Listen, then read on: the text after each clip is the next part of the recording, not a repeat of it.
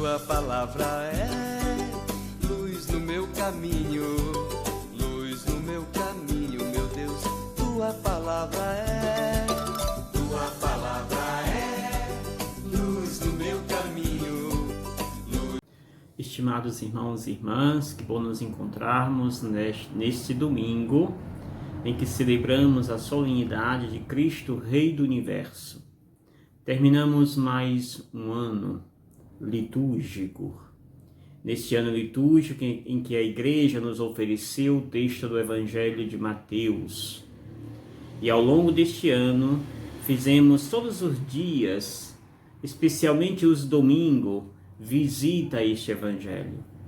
Este Evangelho nos apresentou um Jesus que sempre quis resgatar e estar junto às suas ovelhas.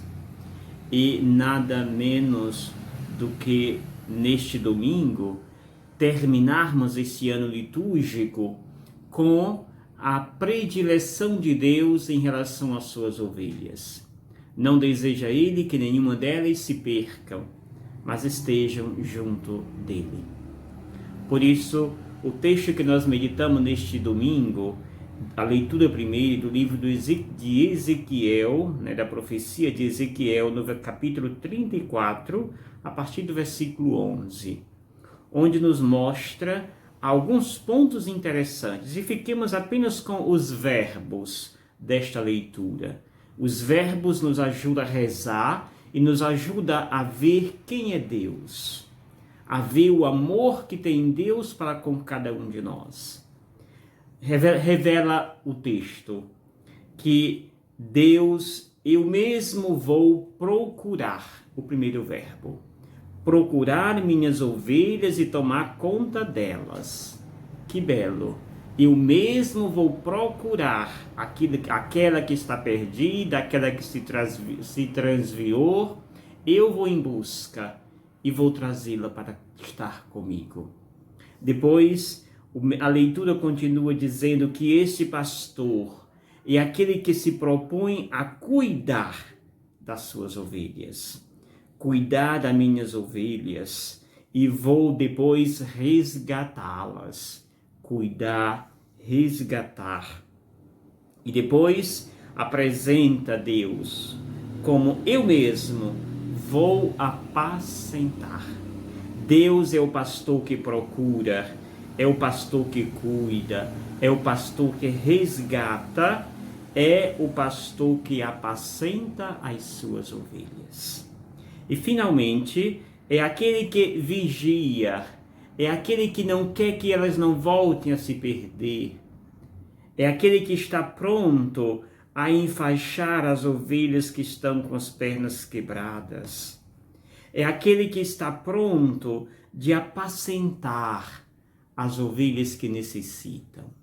Caríssimos irmãos e irmãs, fechemos este ano litúrgico com esta ação tão bela de Deus, com esta apresentação tão rica de um Deus que procura, nos procura, de um Deus que cuida de cada um de nós, que nos toma pelas mãos, toma conta de nós, aquele Deus que nos ajuda e vem nos resgatar dos submundos que muitas vezes entramos.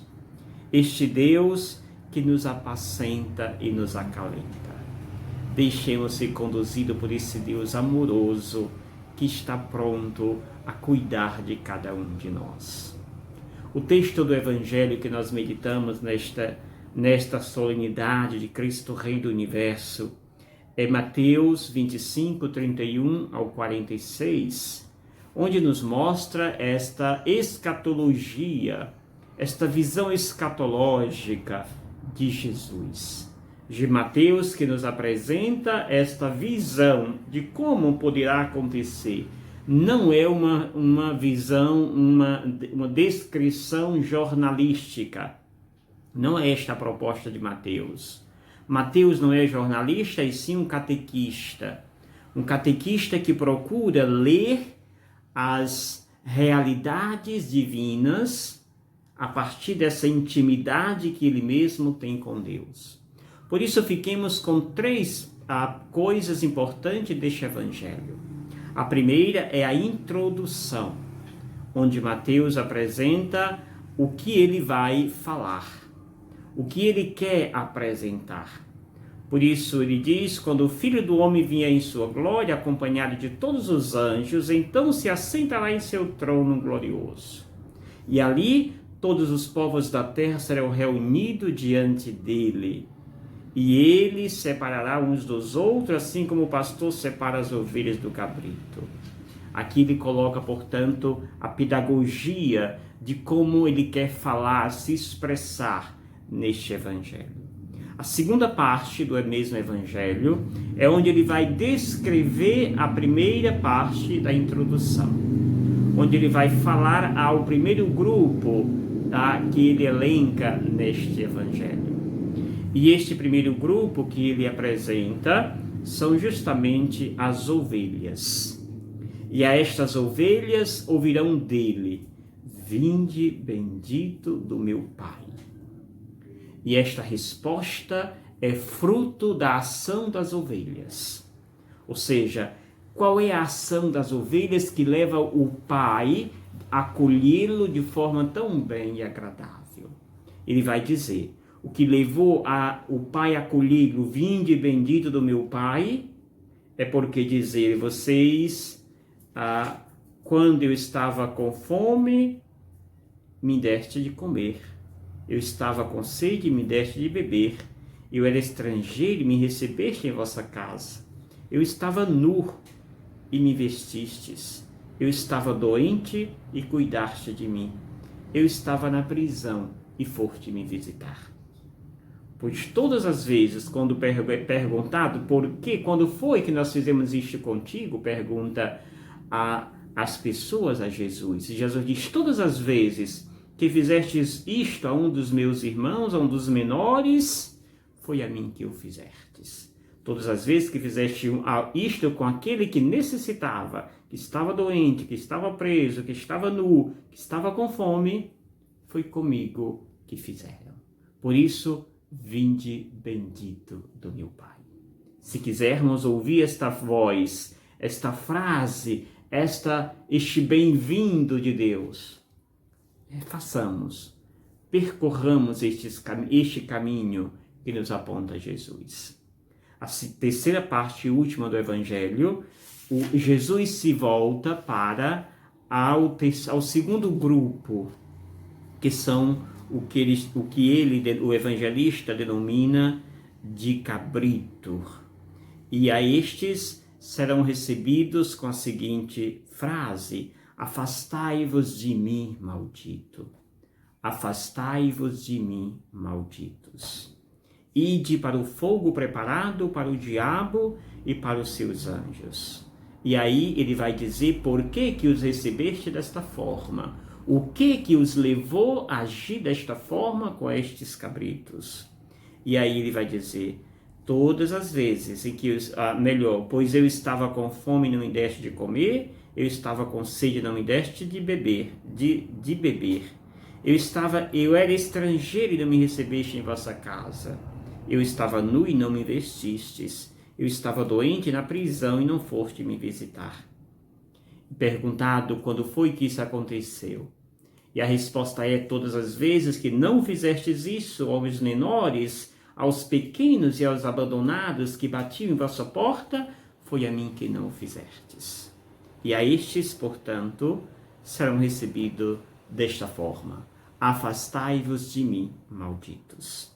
Termina esta parte do Evangelho e todo o Evangelho dizendo Jesus que estes irão para o castigo eterno, enquanto os justos irão para a vida eterna.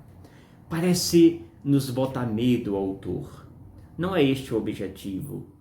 O objetivo dele é falar na própria linguagem que é própria de Mateus, uma linguagem dura, que é voltada vem da cultura hebraica, judaica, e por isso ele fala numa linguagem tão dura e tão densa.